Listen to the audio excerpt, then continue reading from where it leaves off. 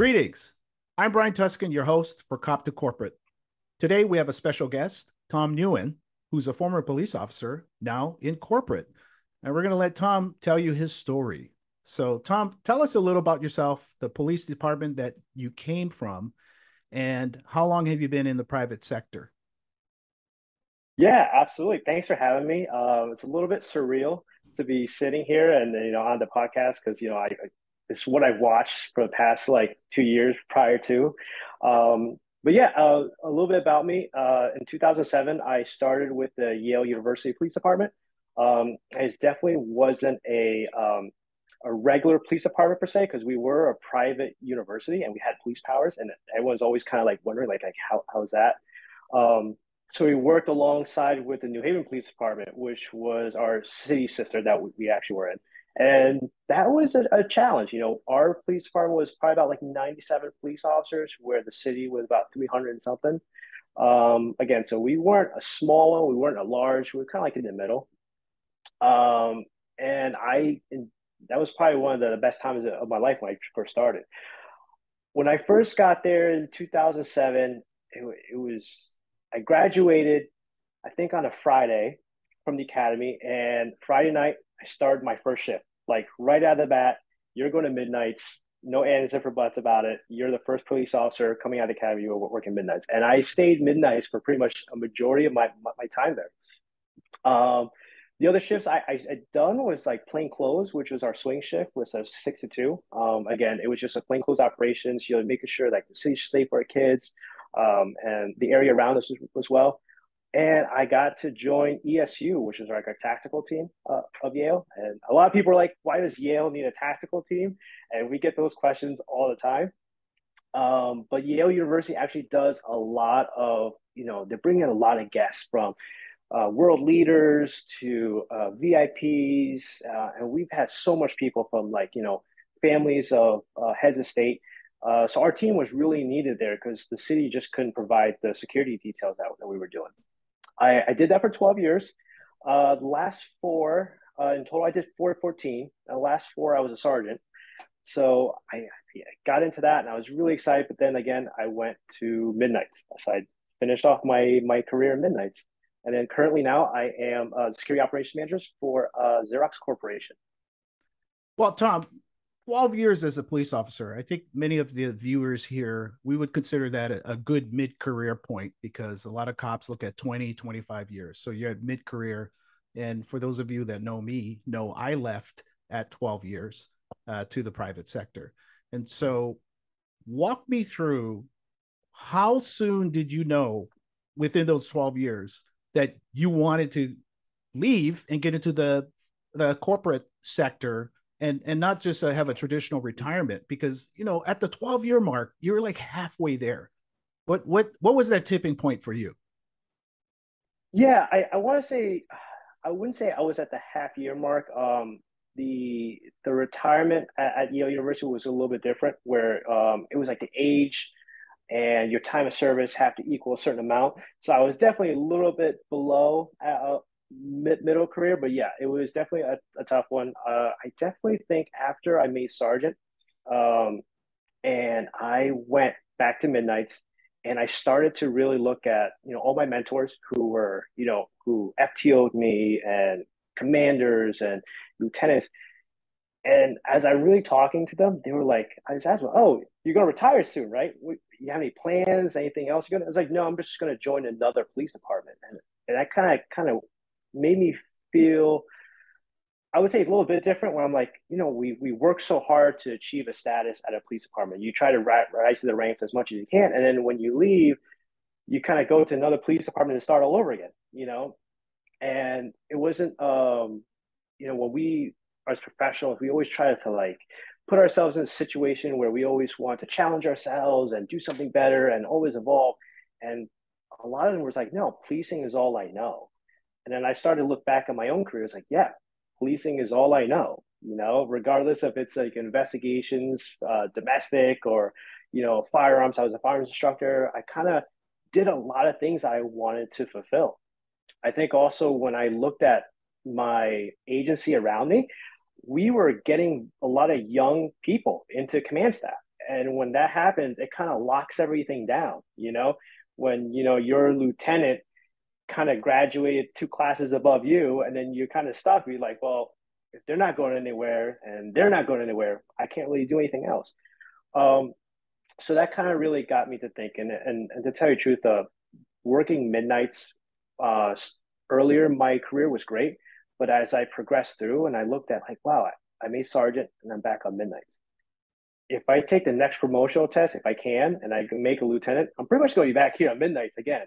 You know, so you always have to fall back. And I knew that it was taking its toll on me professionally and my relationship from my family and my friends. I had two kids, like two young kids at the time, and sleeping half the day, kind of missing out on family life. And then I was kind of groggy. I wake up and I wasn't able to help my wife as much as I can, and I got right back into shift work. I right going back on duty, and that was it. You know, go back sleep, and it was a constant rotation where you felt like an unending cycle. And I think what the hardest part about getting used to a cycle is your days off or a training day, and it kind of messes everything up again. So it was definitely like, hey, my my health was starting to affect me and relationship wise. So then I started to say, hey, what else is out there for me? Um, and then my wife was like, what else do you want to do? It's like, I don't know. Like, I don't know what else I want to do. So I started to reach out and start looking for other areas, maybe security thing. And it was definitely a tough transition to try. It was a self evaluation myself, like, who am I? You know? Well, you bring up a lot of good points. I hear from a lot of officers on the why at mid career. You're not retiring and you just decided to pull the plug. A lot of it has to do with quality of life, family. Shift work is tough for any of you that work in public safety or in the medical field. Shift work is really tough. It's just not normal to be up at those hours. So it's understandable if you want to transition to a corporate role where you got banker's hours most of the time. Security is a 24-hour 24/7 hour job, but banker's hours more or less when a corporation is open. You also brought up another great point that you discussed it with your significant other, with your spouse, and that is very important because it's basically the team, right? You have to make this decision, leaving a very secure role in law enforcement and public safety and government job with pensions and all that kind of stuff to just up and leave. It takes a lot of risk, but without risk, there's no reward, right? And so let's just fast forward to where you are now at Xerox in a corporate security role. Tell me what you do, and were there any surprises when you left and got into the private sector? Was anything like just going like, whoa, I didn't expect this? Yeah, huge. Definitely. The first 3 months, I would say challenges first. The first 3 months was pretty tough for me after I landed the role. I was excited I got the role. And then when I sat in my cubicle and, as a police officer, we're just waiting for the radio to go off, right? We're like, hey, they're going to dispatch us where we need to go, and we go and solve the problem. Now I'm sitting there, it's like no one's really telling me what to do anymore, right? Now there's no like, hey, you need to go here to do this, but it was more like, where can you find yourself and work with the team and solve issues or things that make the business run better. And I think that, so that was like the first 3 to 6 months was definitely tough. I sat there and I contemplated, did I make the right decision? Should I go back? Because that's my comfort zone. And I had those talks with my wife again, that you don't learn if you're in your comfort zone, right? You have to get out and do something different and explore. So now I work outside of global headquarters. So I manage all the security staff and the emergency operations for global headquarters, which is pretty much our C-suite, our office of general counsel, our HR department. And while I'm doing that, they kind of gave me some pivot points for what I can do. And we had a lot of talks about, I went to backgrounds for a little bit. I was leading the background team. And that was a humbling experience because not only was I, running the background investigation side, but I was doing criminal conviction reviews. where I was listening to prospective employees who were telling me about the criminal convictions they had and why it happened and explaining what happened, why they want to be at Xerox. And that was a humbling experience because, being a police officer, that's all we did. We went to a scene, we found out if you violate the law, we arrest you, and that's it. But now there was it was a black and white almost. Like, now it was a gray side where I'm hearing people's story about it. And it was humbling to hear of the effects of, policing, how policing was done in certain jurisdictions. Like, oh man, did they really did that to you? And giving people the second chance. I'm doing that threat assessment, right? I was like, is this person going to be a threat, or are they going to hinder anything to the business? And it brought me down to earth where I was very humbled to say, this is amazing. Now I'm transitioning out. I'm doing business continuity and resiliency, which has a whole more dynamics in business where I get to talk to key stakeholders and the C-suite. My skip level is a C-suite, so I get to really understand more about risk of business and risk appetite and how to really push a business forward. And how long have you been doing this, Tom? Because you sound like a skilled security professional. Yeah, you know what? It's definitely a lot of YouTube, a lot of watching your videos, a lot of Carlos's videos, uh, doing GSX, but really understanding that like the business, and understanding ASIS, right? I really looked into what the enterprise security risk management, ESRM, but it was definitely a big piece of how to build relationships inside a business. And I'm starting to understand that security can't be in its own bubble, and our job is to support the business going forward. And I only been doing for, I think, less than 6 months. So Well, hey, Tom, I mean, what a great story of transition, because a lot of officers that reach out to me or want advice, they're just apprehensive of leaving, especially at mid career. And one of the reasons I wanted you on the podcast was for you to give your story, to give inspiration and hope for people that are on the fence, that want to pull the plug and leave at mid career, and note that you can have success out there. However, it's not going to be easy. And I'm glad you brought up that comfort zone. If anyone's deciding like, hey, if the road gets tough, I could just go back to be a cop, then you shouldn't leave in the first place. If you ever have that as an option, you should just either pull the plug or just stay where you're at.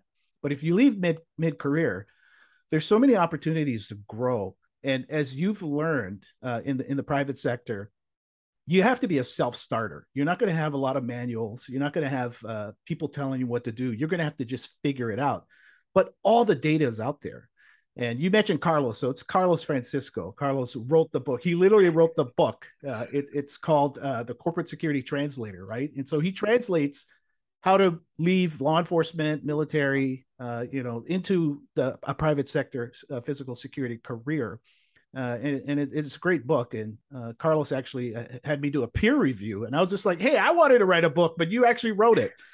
Highly recommend it." But also self learning, right? There's tons of stuff on YouTube and on other social media where you can teach yourself, and they get coaching and mentoring. And ASIS International is a wonderful organization to be a part of.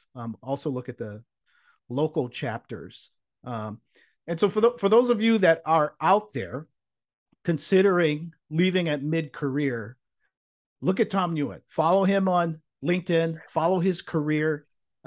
See what he has built and developed, and then where he's gonna continue his trajectory in the private sector. And I guess to conclude, the last area I want to focus on: what transferable skills? Because it sounds like you spent a lot of time in patrol, but also in special units. What skills did you learn in the 12 years as being a police officer that transcended and helped you be successful in your corporate security career? ooh, that's a good one. I definitely felt, all there was that saying is all the cool guy stuff you do doesn't really transfer over to corporate, right? Um, One I really found was when I was an FTO and becoming an instructor after that for the police academy was the communication aspect, right? A lot of the things that we've talked about with others, people in security is like law enforcement people, military people have a really difficult time being human when we talk. We're very brash, and we go through this whole phase of like, well, if you don't follow policy, the world's going to explode, right? And C-suite and human resources, they don't really respond to that. And to be able to be an effective communicator is you really have to know your audience. And definitely when I'm going into a meeting about business continuity, where I'm trying to support a business group, um, if it's finance or if it's supply and delivery, it's not about me. It's not about what they have to conform to me. It's like what I can do to them for them, and how I can help support their business going forward. So we have to kind of take a shift out of it where it's not all about us; it's about them and how we can actually be a customer service oriented business. And that's why I took about a lot of it is the communication aspect. Excellent. So being a business enabler, not just being the office of no, right? Because Yeah. it's important to have safety and security, but also enabling the business to do what they need to be successful. Well, Thomas or Tom, thank you so much for being on Cop to Corporate, and stay tuned for other shows that we have. Go to cop2corporate.com for those of you that are on the fence thinking of leaving law enforcement. And until then, thank you.